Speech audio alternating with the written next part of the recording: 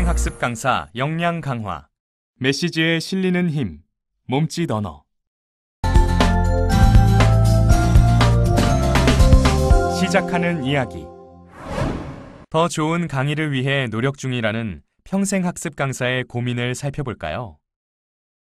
열심히 준비한 수업 내용을 어떻게 하면 효과적으로 전달할 수 있을지에 대해 고민이 많습니다.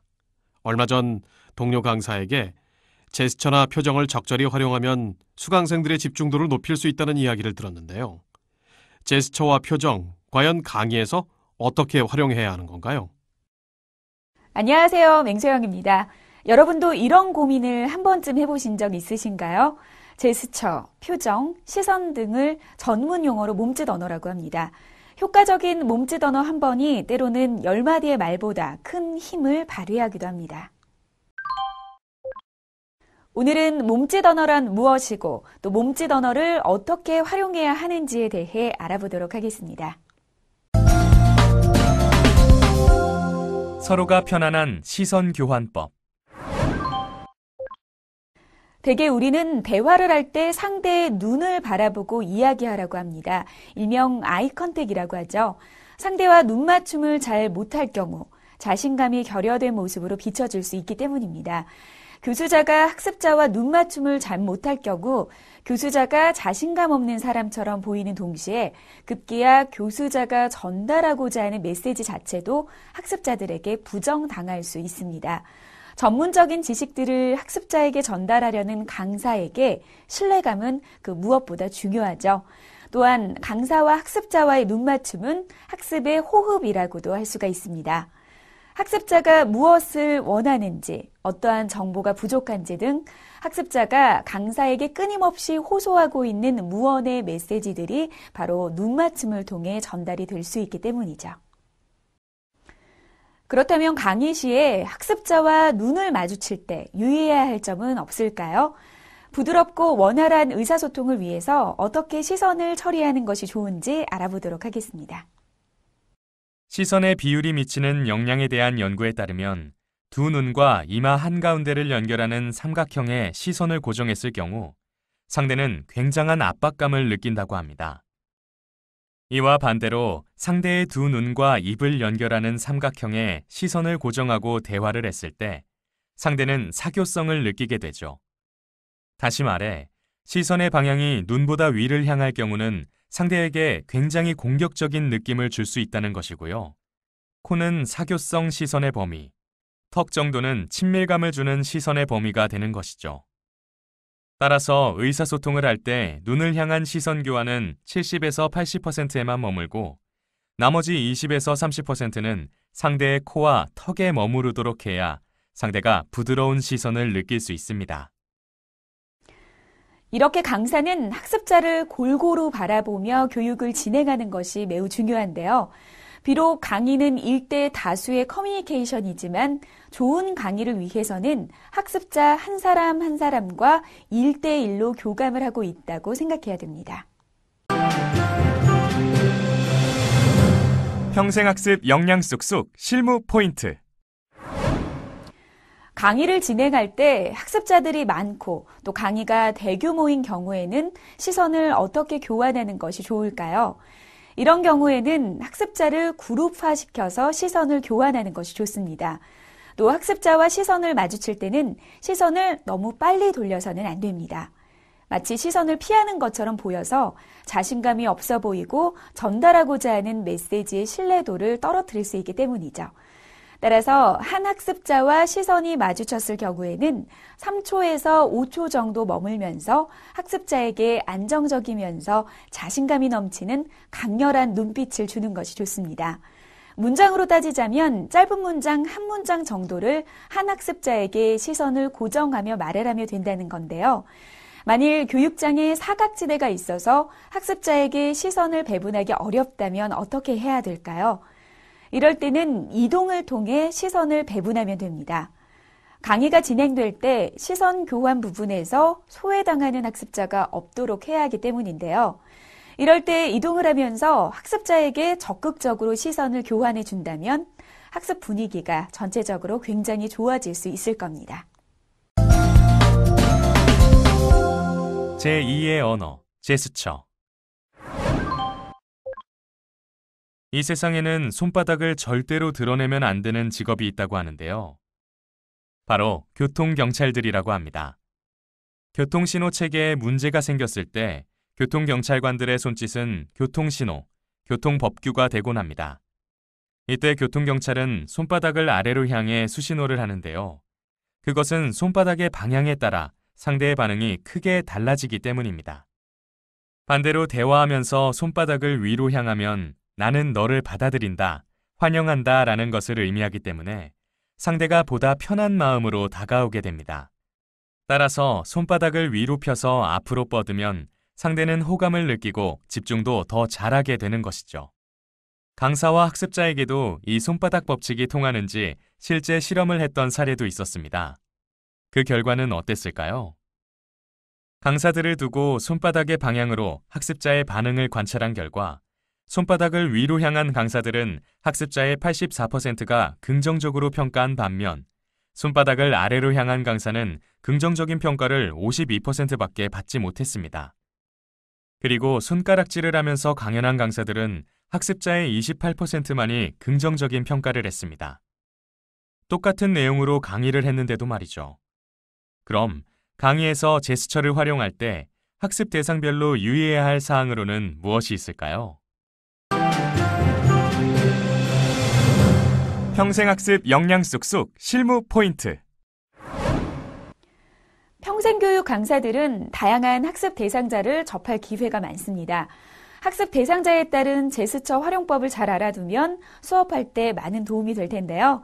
그럼 학습자를 연령별로 크게 유아부터 청소년, 청년, 장년, 중년과 노년으로 나누어서 각 연령대에 맞는 효과적인 제스처 활용법에 대해 알려드리겠습니다. 먼저 유아부터 청소년이 학습자일 경우에는 손동작을 많이 사용하기를 권장합니다. 연령대가 낮아지면 낮아질수록 다양한 동사나 단어를 손동작과 함께 사용하는 것이 집중도가 낮은 학습자들을 집중시키는 데 도움이 되기 때문입니다. 간혹 무의식적으로 주머니에 손을 넣거나 허리에 손을 올리거나 혹은 팔짱을 끼고 강의를 하게 되는 경우가 있는데요. 이럴 경우 강사보다 연령이 낮은 학습자는 강사의 권위적인 동작에 위축되거나 교육 내용을 주입시키려는 느낌을 받을 수 있기 때문에 학습에 반감이 생길 수가 있습니다. 이런 권위적인 동작은 꼭 피하시기를 바랍니다. 특히 유아나 미취학 아동을 대상으로 하는 전문적인 강사의 경우는 간단한 손유희를 알아두면 학습자들의 주의를 집중시키고 또 학습을 원활하게 진행하는 데 도움을 받을 수 있습니다. 학습자가 20대 청년일 경우에는 강사는 적극적으로 몸짓 언어를 활용하면서 학습자가 지루해하지 않도록 하는 것이 좋습니다. 특히 손바닥을 많이 드러냄으로써 강사가 호의적이고 열린 성향을 가졌다는 것을 나타내서 청중의 긍정적인 반응을 유도하는 것이 좋습니다. 학습자가 30, 40대의 장년일 경우에는 어떤지 알아볼까요? 장년 학습자에게는 직장인들과 주부 또한 포함이 되어 있는데요. 이들은 몸짓 언어가 많은 편입니다. 심리학적으로 사람들은 나와 같은 동작을 하는 사람에게 더 호의를 많이 느낀다고 합니다. 따라서 이들을 대상으로 강의를 할 때에는 활발한 제스처를 적극적으로 활용하는 것이 학습자의 호응과 반응을 이끌어내는 데 도움이 될 수 있습니다. 중년과 노년의 학습자를 대상으로 강의를 할 경우에는 제스처가 너무 많으면 학습자가 정신이 없다고 생각을 하거나 산만하게 느낄 수가 있습니다. 중년과 노년 학습자들은 문화적으로도 다양한 제스처에 익숙하지 못한 경향이 있기 때문인데요. 이렇게 제스처를 사용할 때에는 절도 있는 동작으로 꼭 필요한 부분에만 활용하시는 것이 좋습니다. 그럼 손동작은 많이 쓰면 쓸수록 좋은 걸까요? 그렇지 않습니다. 지나친 손동작은 오히려 메시지를 전달시키는데 저해시키는 요인으로 작용하는데요. 그렇다면 전략적으로 손동작을 잘 쓰는 방법에는 어떤 것들이 있는지 알아보겠습니다. 첫째로 같은 동작의 반복 사용은 피하는 것이 좋습니다. 같은 동작을 반복해서 사용할 경우 학습자의 눈에 그 동작들만 보이게 되기 때문에 강사의 내용 전달력은 자연히 떨어지게 됩니다. 두 번째로는 불필요한 동작들을 최대한 줄여야 합니다. 많은 사람들이 자신만의 손동작 버릇을 가지고 있고 이것은 긴장 상태나 무의식 중에서 더 많이 표출됩니다. 긴장할 때는 더더욱이 그 빈도수가 증가하게 되죠. 이러한 동작을 줄이는 것으로 정보 전달력을 향상시킬 수 있습니다. 마지막으로 손동작 방향과 시선의 방향을 일치하게 해주세요. 그래야 강사의 손끝과 시선 사이에서 학습자가 혼란스러워하는 것을 막을 수 있습니다. 특히 강의 슬라이드를 활용하는 경우 눈끝과 손끝의 일치가 무엇보다 필요합니다. 목소리를 닮아가는 표정. 여러분께서는 어떤 표정이 강의를 진행할 때 이상적이라고 생각하세요? 이번에는 강의의 적절한 표정에 대해 자세히 살펴보도록 하죠. 강의를 진행할 때 가장 좋은 표정은 바로 정색을 하면서도 약간의 미소를 띤 표정입니다. 정색을 한다는 것은 정신을 바짝 차리고 있다는 것, 즉 학습 내용에 대한 강사의 확신과 신뢰도를 보여주는 것입니다. 미소를 띈다는 것은 여유를 가지고 있다는 표현이죠. 따라서 의식적인 노력을 통해서라도 미소를 짓는 것이 좋습니다. 미소는 보는 사람들에게도 여유를 주지만 강사 자신의 기분도 즐겁게 만들기 때문이죠. 불안하고 초조하더라도 미소를 짓고 나면 한결 마음이 편안해질 겁니다. 사실 표정은 정서적인 감정을 전달받은 뇌가 근육으로 신호를 보내는 것이기 때문에 임의로 통제하기가 상당히 어렵습니다. 다만 우리가 거짓 미소라고 부르는 어색한 미소는 광대뼈와 입술 가장자리 사이를 오가는 협골근만 움직이지만 진실한 마음으로 웃으면 입과 눈 둘레 근육이 같이 움직이기 때문에 자연스럽고 진심으로 웃는 것처럼 보일 수 있다는 차이점이 있습니다.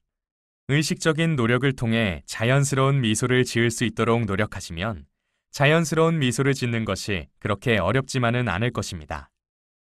또한 얼굴 표정은 내용의 변화에 따라 적절히 변화해야 하는데요. 따라서 즐거운 이야기를 할 때는 즐거운 표정을, 진지한 이야기를 할 때는 진지한 표정을 지어야 합니다. 하지만 화난 표정이나 지나치게 흥분된 표정은 피하는 것이 좋습니다. 이러한 표정들은 강사가 자신의 감정을 적절히 통제할 수 없다는 사실을 반영하기 때문에 신뢰감에 영향을 미칠 수 있기 때문입니다.